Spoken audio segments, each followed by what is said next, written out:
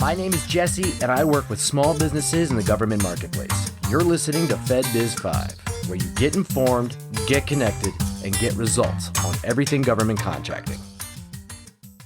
Hello, and welcome to another episode of FedBiz 5. Today, we have Darrell Hammond, who is a senior proposal development consultant that handles capture management and proposal management. For over 10 years, Darrell has helped companies find, track, and create federal, state, local, and commercial bids. He has worked with a variety of 8A, small and disadvantaged businesses, businesses transitioning from small to large, and large multi-billion-dollar businesses. Darrell, thank you for joining us. Yeah, absolutely. All right, let's jump right in. What are the key components of a successful government contract bid, and how do they differ from proposals in the private sector? I think that the most important part about proposals in the government space is the compliance. The government is not looking for the same things that you would turn in a commercial bid. The government has other things that they have to gather. So when you submit a government bid, that bid has to follow certain sections of the Federal Acquisition Regulations, the FAR. So the government is compelled to ask for certain things and to make sure that you provide certain things in order to award the contract.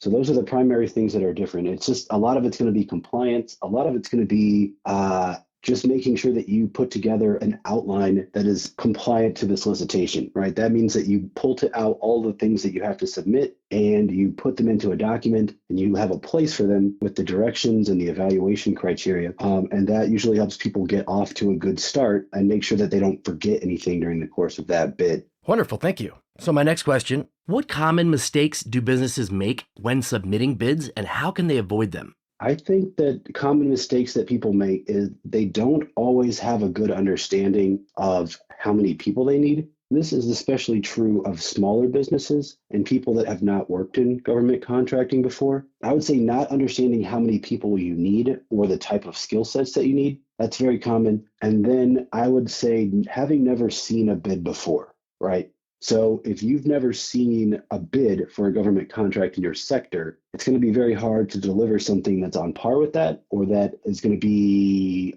of the same level of quality. So I think that people need good examples and they need qualified people. And I think good management is important. A lot of what I do with my customers is focused around making sure that they understand what has to be turned in, making sure that there's a calendar that describes when things are due, and that there's a process for reviewing the items that the government has asked for. You don't put it all together and submit it. You have to review it periodically. And if it doesn't hit the mark, you make adjustments to make sure that it hits those marks. Once you are able to get a mastery of what people you need and the process for putting together a proposal, it smooths out quite a bit. I'd also say that sometimes people struggle because they're starting from scratch. If you have no content at all, the first 4 or 5 are going to be really tough because you're not recycling anything. You're creating everything from scratch for that bid. So once you get into a groove and you start to submit a few bids, especially if those bids are good compliant bids, you can take the content that you develop and reuse and recycle and reshape that content for other bids. Great, thank you. How important is it for businesses to understand and address the specific requirements and evaluation criteria outlined in a solicitation? Can you share any examples or best practices? Yeah, so with government contracts, you are required, like if it says the contractor will, the contractor shall, the contractor must, those are things that you have to do if you would like to be considered, right? So in some situations, the government is nice and they'll come back to you and they'll ask you to fix something, right? But they don't usually do that. For instance, once I turned in a proposal and in the pricing section, I think we had moved a decimal point 1 space to the right. So instead of it saying $70, it was $700, right? And so the government said, I think we've identified a few areas where there may be an issue. Here are the 5 or 6 areas. Can you confirm whether your price was significantly higher than the rest of the bidders? Can you confirm that your price was actually at this level or provide us the correct information? Now, that doesn't happen hardly ever, right? They have to have a really good reason to do something like that.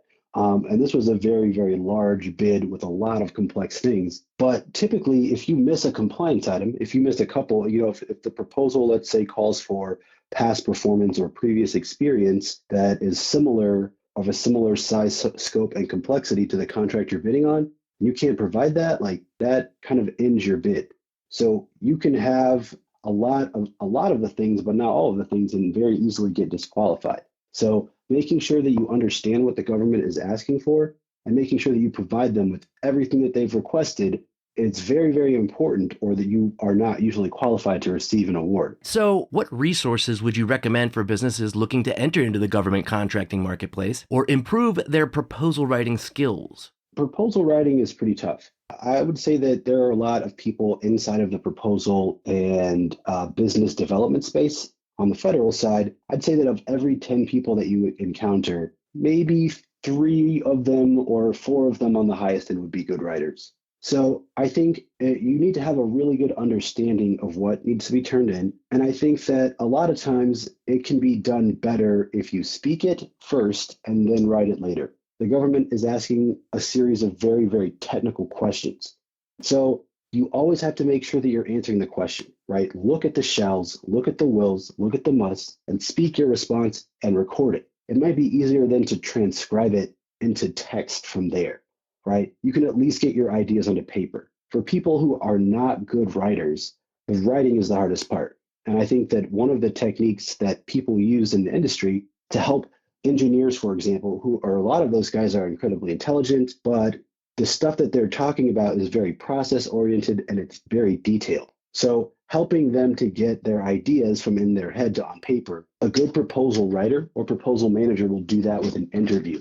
If you're writing by yourself or you don't have someone around who has the skills to interview you properly and help pull the information out in a way that's going to be compliant, I would say the next best way that you could start to do that would be to speak your answer aloud and then maybe go ahead and edit it from there, right? Go ahead and get some help, whether it's from AI or from something else, to kind of edit that language and get it into a good format. So that would be one thing. I would say that also for the writing, you need a compliance document.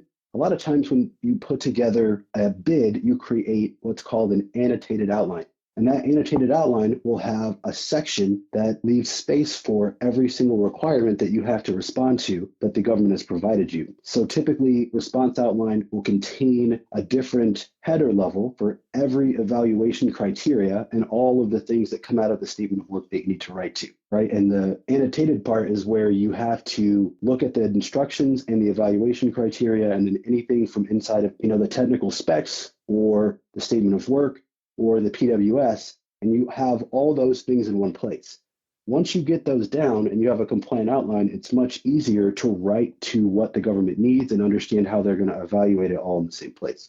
I would also say that a compliance matrix is helpful too. And a compliance matrix does the same thing, but it's an evaluation tool as you read through and you review your proposal. Fascinating. Can you share a success story for your experience in helping a business win a government contract through a well-crafted proposal? So I worked with a company in Virginia, and it was a pretty complex bid. And I think for me, this is a good example because we used the intelligence that we had about the customer to develop a bid that was very attractive to them. By that, I mean that when you understand what the customer needs, it's much easier and you put together much better bids because everything that they're struggling with, the hot button issues and the problems that exist within whatever type of contract you're trying to fulfill, all of that information doesn't exist on the page. Some of that is stuff that you have to reach out to the contracting officer and discuss. Some of that is information that you have to get from the government's program management team, right? You need to understand what's going well, what's not going well, and how they're hurting so that you can put together a bid that helps them to solve the problems that they have. So with this specific contract, we were able to speak with the current program manager, and we also had people that were in the office. So it's much easier to gather information. The head of this particular organization had a list of 10 goals and objectives that she was trying to put forth and push through her organization in this period. And so we used that along with some of the other PowerPoint tools and some of the other budgetary information for this entity that had been released to create a proposal that specifically looked at and fed into the things that she was trying to achieve within her organization. And we had information on other people too, right? We understood that certain people within her organization and leadership, some of them were very process oriented. And so we worked to put in very detailed process graphs and maps and other things like that we knew would specifically appeal to that person and his organization. We put together other things that would be specifically attractive to people that were working on the everyday stuff. And we really designed the entire bid for the customer. right? It's not just about the compliance. The compliance has to be done, but putting together something that's going to be attractive and help that company and or that organization and that group of people to save time and energy and to make their lives better and easier, and we won that bid. Great. Thank you very much for that. Now, in addition to what you've already discussed, what advice would you give to businesses that are new to government contracting or struggling to win contracts despite submitting, multiple bids? I think if you're struggling to win contracts, the best thing you can do is request a debrief. So once you find out that you haven't won a contract, you can reach out to the government and say, hey, please provide a debrief. And that means the government has to explain why you weren't considered. So in situations where you lose on compliance, that means that you weren't quite ready to do all the things that the government needed. You didn't clearly describe the processes and other things that they wanted to see, or you maybe excluded something that needed to go in entirely. And that evaluation will let you know what you missed, right? And so at a certain point, you need to look at the notes and the information that you get in the debrief, and then look at what you submitted and find where the problems exist. Also, if you lose on price, that's entirely different. At that point, you're looking at another part of your business. Did you really understand the requirements, or did you miss something in some other way? So I think the debrief is a good place to start. If you can figure out what inside of your proposal process is broken, it's much easier to fix it than just wondering. All right. So how would a business go about, doing that, getting a debrief? Yeah, you specifically can request a debrief from the contracting officer or the contracting officer's representative. So whoever submitted and put the solicitation up is usually the person that you would request the debrief from. They'd also be the person that will let you know typically that your bid has been accepted once you submit it to them, however they've requested it. And they'll also let you know usually whether you've won or not. So usually the same person that you've been in communication with throughout the process is the person that you would request that from. Got it. Thank you. Yep. No, absolutely. I'm glad that we could sit down and have this conversation, and I hope that this information will be helpful to people. This is a really complex process. There are probably 10 or 20 different career fields that cater exclusively to this. So I think that with the right training and the right help getting in, it's much easier than kind of muddling your way through on your own. Yeah, I definitely couldn't agree with you more. Yeah. Well, Darrell, thank you again for all the great information. Absolutely. I hope we can have you on again sometime. Thank you. Appreciate it. Take care. Bye.